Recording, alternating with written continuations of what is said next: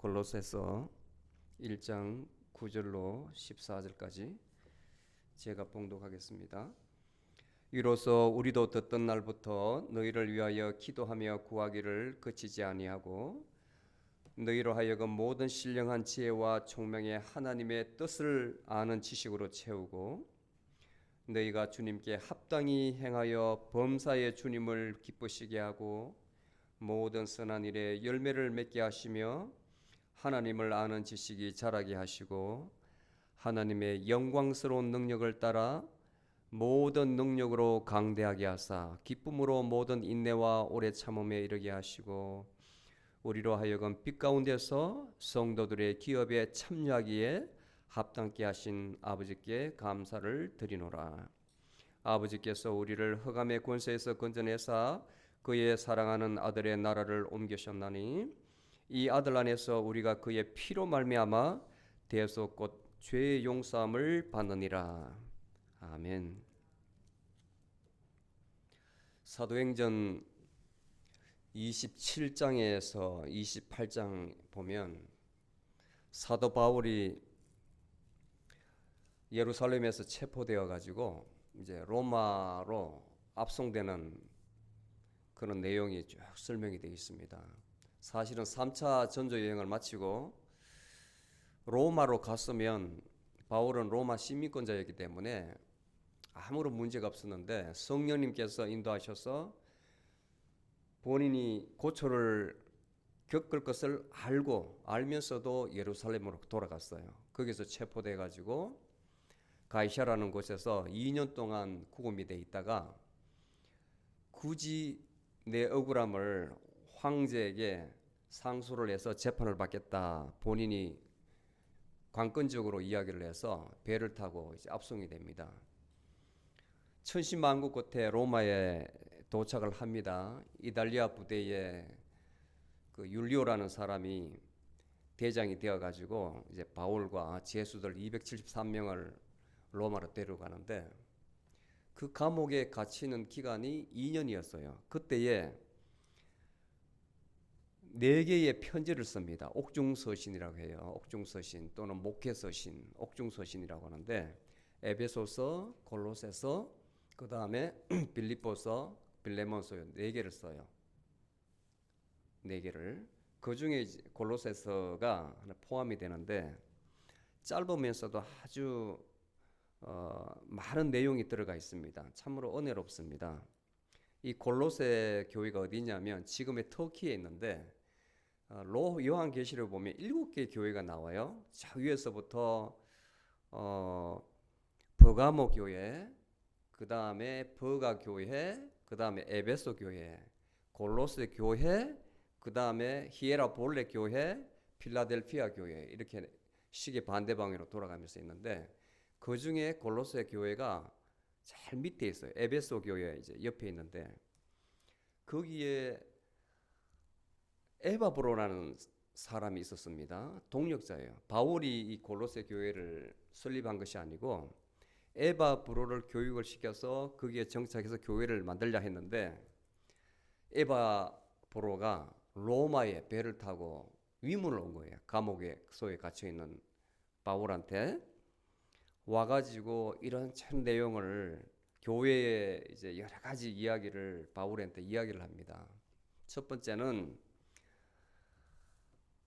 저에게 가르쳐 준 그 복음대로 잘 가르쳐서 우리 교인들은 잘 성장하고 있습니다. 교회도 괜찮습니다. 그런데 근래에 와서 이단이 들어와 가지고 이상한 내용으로 우리 교인들을 현혹시키고 또 믿음에서 실족하게 만듭니다. 이렇게 이야기를 보고를 해요. 그 내용이 2장에 보면 알 수가 있어요. 누가 철학과 헛된 속임수로 너희를 노력할까 주의하라. 이는 사람의 유전과 세상의 일반 논리를 쫓으며 그리스도를 가르치는 게 아니니라. 이 내용을 보면 이단이 들어왔다는 거예요. 이단이 들어왔다는 거예요. 편지 내용에 보면. 그래서 바울이 내가 직접 가지는 못하지만 편지로서 예수 그리스도는 그런 분이 아니다. 세상 가르침에 예수 그리스도가 아니다는 것. 그리고 그런 가운데에도 신앙생활을 잘하는 골로새 교인들을 위해서 격려의 편지를 썼어요. 그게 바로 골로새서입니다. 오늘 본문 말씀에 보면 9절에서 14절까지 보면 얼마나 골로새서 성도들이 그 믿음을 받아들여서 잘 성장하고 있는지 보여져요. 이렇게 해야 된다는 모범을 보여줍니다. 이게 바로 모범이에요. 참으로 예수 그리스도를 믿는다 하는 사람은 삶이 이렇게 변하는 거예요. 본인이 그렇게 하는 것이 아니라 그분의 능력으로, 예수 그리스도의 능력으로 이렇게 살아가는 겁니다. 그래서 바울이 그 소식을 듣고 너무나 감사해서 편지를 쓰는 가운데에 12절에 보면 아버지께 감사를 드리노라 이렇게 이야기해요. 이 성도들이 너무나 잘 성장하고 있기 때문에, 가르침대로 잘 살아가고 있기 때문에 아버지의 이름으로 감사를 드립니다. 드리노라 이렇게 말을 해요. 그래서 오늘 설교 제목을 하나님께 감사드리노라 이렇게 잡았습니다. 내용을 보겠습니다. 왜 하나님께 감사를 드리는가? 첫 번째 보니까 그 이유가 9절 밑에 보면 하나님의 뜻을 아는 지식으로 채우시고, 골로새 교회 성도들이 하나님을 아는 그 지식으로 채워졌답니다. 하나님 아는 지식. 다시 더 들어가서 하나님을 아는데 그치지 않고 하나님의 뜻을 아는 지식으로 채우시고, 누가? 성령님께서 모든 신령한 지혜와 총명에, 영어로는 spiritual wisdom이에요. spiritual wisdom. 사람의 지식이 아니고, 사람의 지혜가 아니고 영적인 지혜입니다. 그리고 깨달음, understanding이라는 깨달음이에요. 그 마음의 영혼을 깨닫게 하셔서 하나님의 뜻을 분별하게 만들었다는 거예요. 굉장히 중요한 대목입니다. 여러분들 주일마다 주일 성수하고 그 다음에 오늘 같은 날 같이 모여서 예배를 하는데, 말씀을 듣는데 내가 내 이성으로 들으면 거기서 끝이 나요. 어떤 때는 목사들이 막 설교하는 가운데에 세상 지식으로 하면 그것만 남아요. 그것만 막 웃기는 이야기, 뭐 조킹한 이야기, 또 세상의 어떤 지식적인 거 있잖아요. 예를 들어서 사용하는 그것만 기억이 남아요. 그것은 잘못된 겁니다. 말씀이 들어가요. 말씀이. 거기에서 무엇을 말하느냐? 내 영이 반응을 해야 돼요. 내 영이. 내 머리로 반응하는 것이 아니고, 아까 spiritual wisdom이라고 그랬잖아요. 영적인 지혜. 내 영이 거기에 반응을 해서 움직여야 됩니다. 무빙이 있어야 돼요. 무빙이. 영적인 말씀을 주기 때문에 내 영이 반응해야 내 영이 나의 혼을 움직이고 나의 육체를 움직입니다. 그렇게 나오는 거예요. 지금 고로새 성도들이 그렇게 사는 거예요. 일단은 말씀을 듣고 변화를 받았는데 영적인 무빙이 있었던 거예요. 움직임이 있었던 거예요. 감동이 있었던 거예요. 그래서 하나님께서 지식 또는 지혜와 총명함을 주셔서 하나님의 뜻을 분별하게 만들었던 겁니다. 삶에 있어서 굉장히 중요합니다. 여러분들, 하나님의 뜻을 분별한다는 것은 내 의지냐 하나님 뜻이냐, 어떤 일을 결정할 때 그 분별하는 것은 굉장히 큰 은사예요. 우리 삶이 매사에 선택 아닙니까? 이것 아니면 저것. 내가 이것을 해야 되느냐 말아야 되느냐, 이 결정이 잘했느냐 못했느냐. 내가 하면 항상 고민이 빠질 수가 없어요. 의심이 들어가요. 의심이. 내가 하면 그거는 분명합니다. 의심이 들어가고 자기 스스로 최선책과 차선책, B 플랜, A 플랜, B 플랜을 만들어요. 그렇게 하잖아요. 항상 후회가 따릅니다. 잘 돼도 후회가 따라요. 하나님께서 축복해 주셔도 인간 욕심이 들어가 가지고 차라리 그때 이걸 했으면 더 나았을 거 이렇게 나와요. 현재 잘 되고 있는데도 불구하고. 그게 인간이에요. 그게 인간. 만족감이 없다는 겁니다. 그런데 하나님께서 주신 마음은 잘 되든지 못 되든지, 설사 못 되더라도 감사함이 따라 나오는 거야. 감사함이.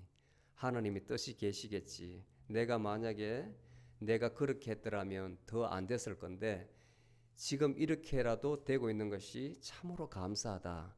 모든 면에 있어서 감사가 나오는 거예요. 모든 면에. 그 차이가 엄청 커요. 살아가는 데 있어서. 그래서 여러분들은 신앙생활 하는 데에 골로새 교인들처럼 하나님의 뜻을 분별하도록 하는 그 은혜를 달라고 기도를 해야 됩니다. 그 은혜를 사모하십시오. 그 다음에 두 번째 10절에 보면 주님께 합당히 행하여 범사에 주님을 기쁘시게 하시고, 주님께 합당히 행하였답니다. 행하였답니다. 야고보서 2장에 보면 2장 14절에 보면 행함이 없는 믿음은 죽은 믿음이라고 그랬어요. 믿긴 믿는데 그 믿음에 따른 행함이 없다면 그것은 죽은 믿음. 그래서 나한테 행함을 보이라 하는 게 나와요. 그리고 예를 들어주는데 마찬가지예요. 내가 은혜를 받았으니까, 하나님의 뜻을 식별했으니까 그 뜻대로 행하는 거예요.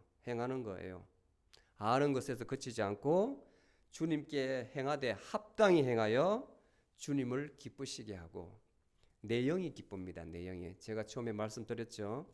하나님의 뜻을 분별해서 그대로 하면 잘 되면 너무 감사하고, 설사 되지 않더라도 다음을 도모하면서 기뻐하는 거예요. 그렇게 움직이면. 주님께 합당히 행하여 주님을 기쁘시게 하는 삶. 여러분들도 초음 은사, 하나님의 뜻을 분별하는 그 은혜를 사모하고 그 은혜를 주셨다면, 내 마음에 확증이 들면 주님께 합당한 삶을 살 수 있도록 행함으로 움직이십시오. 아멘. 그 다음에 세 번째는 열매를 맺게 하신다. 열매를 맺게 하시는데 어느 지엽적인 것이 아니고 모든 면에서, 여러분들 하는 모든 면에서 열매를 맺게 하신다는 거예요. 그 열매라는 것은 하나님의 성품이 우리 마음 가운데 밖으로 나와야 된다는 거예요.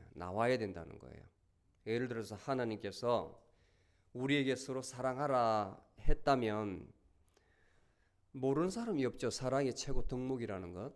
그런데 그것이 어느 상황이든 나온다는 게 참 어렵잖아요. 사람이 감정을 가지고 있기 때문에 희, 노, 예, 락, 애, 오, 욕, 칠, 감정이 있기 때문에 감정이 늘 앞서요. 그것은 현실이거든요. 부닥칠 때에. 내가 갖고 싶은 것을 선물 받았다 또는 샀다 하면 기쁘고, 그 다음에 내가 정말 싫어하는 것을, 행위를 남들이 나한테 하면 화가 나고, 그죠? 그 다음에 내가 정말 사랑하는 사람이 내 곁을 떠났다, 슬픈 거예요. 그거는 감정이잖아요. 그 다음에 맛있는 게 있으면 먹고 싶잖아요. 욕망이 있잖아요. 욕망이. 그 다음에 무서운 게 나타나면 두렵습니다. 전쟁터에서 총알이 빗발치면 두렵죠. 무서운 개가 내 앞에 나타나면 무섭잖아요. 그건 감정이거든요. 감정. 이게 우리의 이성적인 그 안에 있는 본성보다 더 앞에 있는 거예요. 더 앞에. 먼저 나오는 거예요. 먼저. 그래서 내가 깨어있지 않으면 감정이 먼저 나오는 겁니다. 우리 삶 가운데에 감정이. 그러니까 저쪽 사람의 감정과 내 감정이 부닥치면 다툼이 되는 거죠. 다툼이 되는 거죠. 그래서 우리 가운데에, 생활하는 가운데에 열매 맺는 삶을 산다는 게 참 어렵습니다. 모든 일에 열매 맺는다는 게 참 어려워요. 그래서 뒤쪽으로 가면 사도 바울의 신앙이 무척 이렇게 익었을 때에 우리 보고 늘 깨어 있으라 그래요. 깨어 있으라 그래요. 한순간에 옛날 내 모습으로 돌아가거든요. 한순간에 내 옛날 모습이 살아난다고. 깨어 있어서 심리학에서는 그래요. 심호흡을 하고 한 템포 늦추라 그런다고. 그게 똑같은 말이에요. 깨어나라는 거거든. 깨어 있으라는 거거든. 깨어 있으라 그러거든.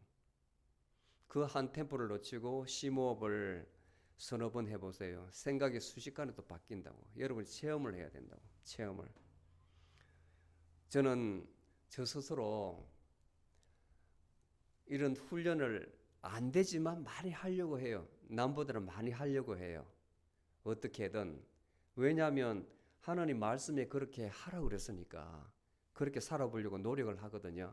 안 될 때는 정말 괴롭죠. 괴롭죠. 왜 안 되는 것을 예수님은 우리에게 하라 그랬을까? 그리고 나의 제대 모습이 왜 이렇게 깨지지 않을까? 엄청 괴로울 때가 있어요. 괴로울 때가 있어요. 그런데 돌아가 보면 정말 한순간에 그것을 넘기지 못해서 그런 거예요. 아직까지 제대인 속성이 남아있기 때문에 그걸 완전히 떨쳐버릴 수가 없는 거예요. 감사하게도 우리에게는 그 뜻을 분별함으로써 그렇게 살아가게 하는 성화의 단계가 있기 때문에 그렇게 노력하려고 하는 또 나를 점검해주는 율법이라는 게 있기 때문에 이게 가르침이 다 법 아닙니까? 율법 아닙니까? 성경이 있기 때문에 나를 다듬어 주는 거예요. 다듬어 주는 거예요. 아, 말씀에 이 바울이 정확하게 지적을 한 겁니다. 율법이 나쁜 것이 아니다. 몽학 선생이다. 몽학 선생. 율법은 죄를 깨닫게 하는 것이다. 맞는 거예요.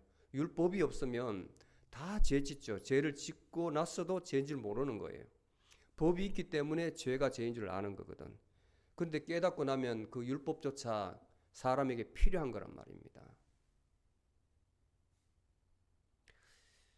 그 다음 네 번째, 하나님을 아는 지식이 자라게 하신다. 하나님을 아는 지식. 참 중요한 말입니다. 하나님을 아는 지식. 우리가 예수님을 안다 하면서도 하나님을 안다 하면서 사실은 몰라요. 보이지 않았기 때문에. 보이는 대상도 그 가르침을 따르기가 힘든데 보이지 않는 하나님을 믿으라니 얼마나 힘들겠어요. 그 다음에 믿는 걸 떠나서 더 아는 지식에 자라게 하라니 얼마나 비현실적입니까? 비현실적입니까? 그러기 때문에 하나님이신 거예요.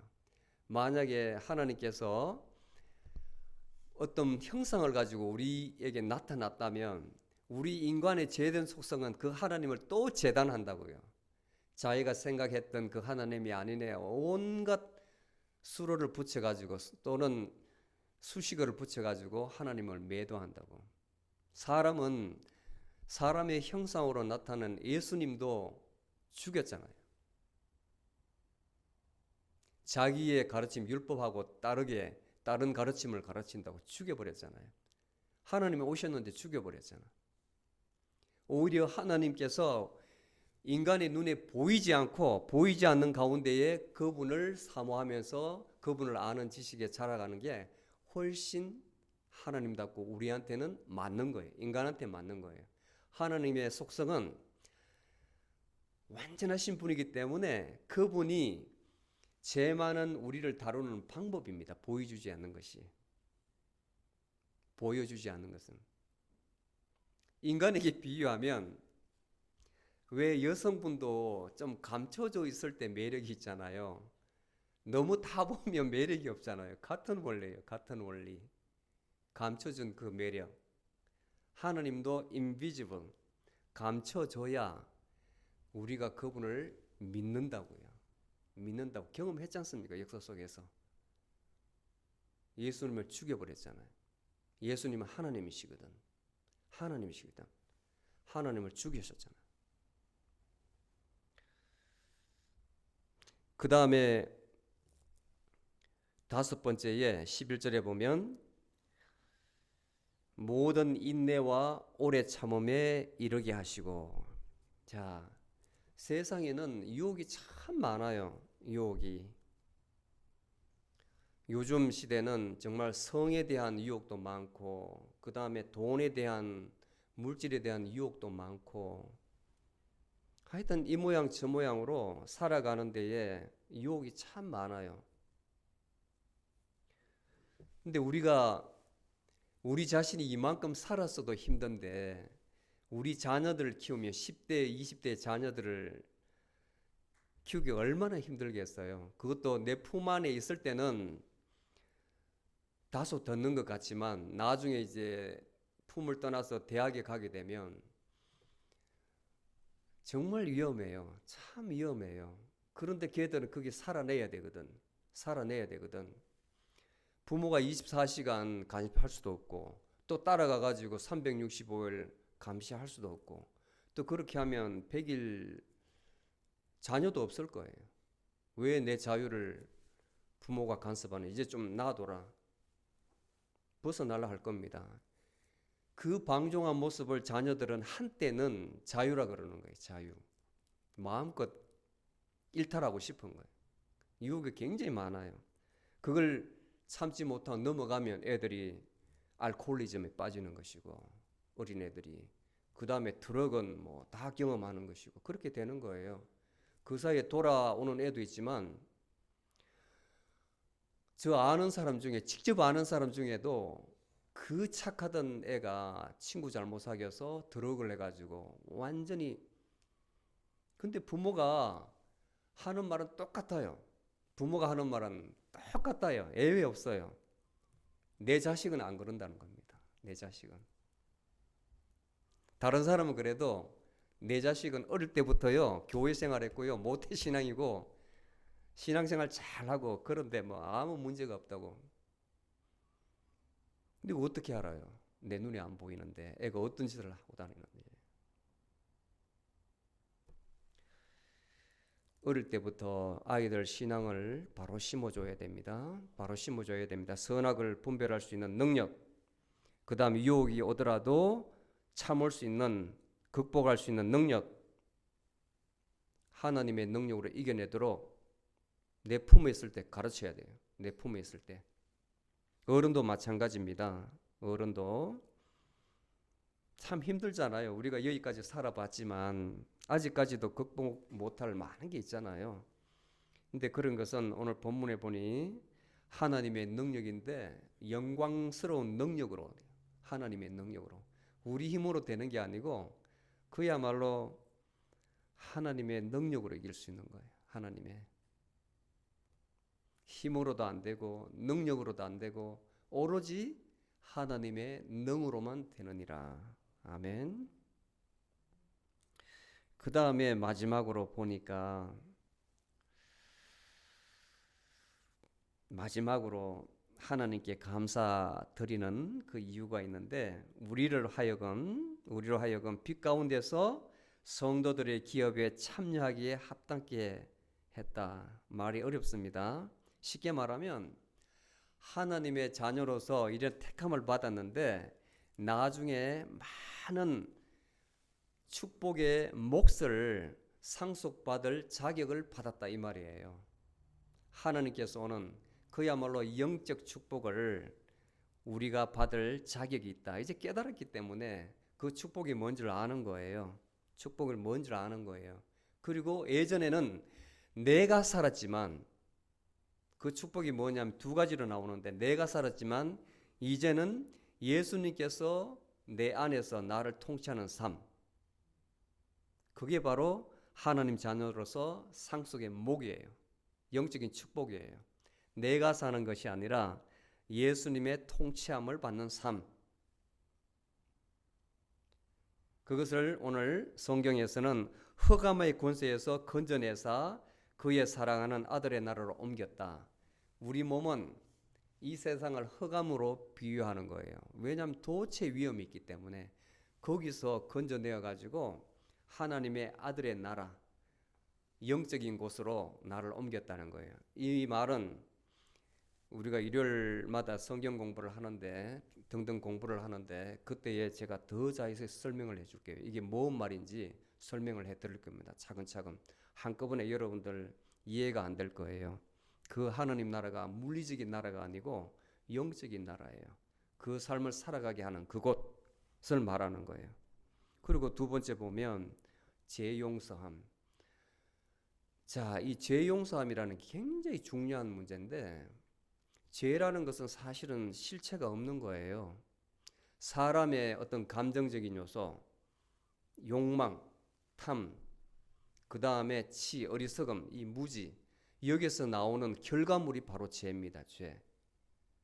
하나님을 알지 못하고 내가 살아가는 중에 일어난 일이 바로 죄예요. 이 죄를 예수님께서 용서해 줬다. 나는 아직까지 내 기억 속 내 과거에 지은 죄가 있는데 어떻게 용서함을 받느냐. 굉장히 어려운 문제죠. 어려운 문제죠.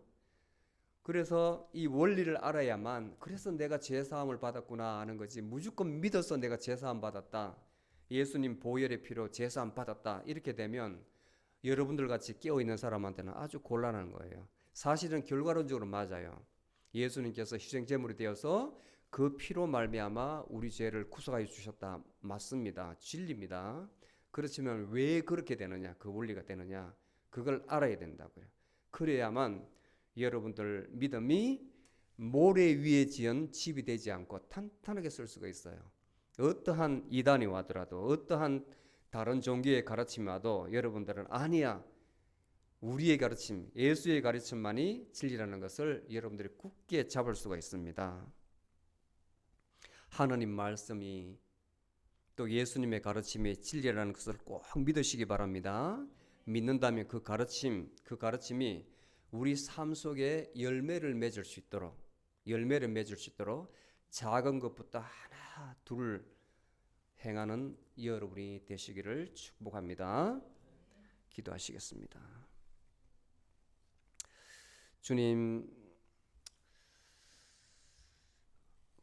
골로새서 교인들을 통해서 사도 바울이 참 많은 교훈을 주었습니다. 또한 격려도 하였습니다. 저희들도 골로새서 성도들처럼 하나님의 은혜를 깨닫고 그 말씀의 능력대로 살아가기를 원합니다. 하나님의 뜻을 아는 지식을 저희들에게 더하여 주시옵소서. 영적 지혜와 깨달음으로 인도하여 주시옵소서. 그리하여 하나님께 참으로 합당한 삶을 삶으로써 모든 면에서 열매 맺는 삶을 살아갈 수 있도록 주님께서 인도하여 주시옵소서. 감사드렸고 예수님의 이름으로 기도드리옵나이다. 아멘.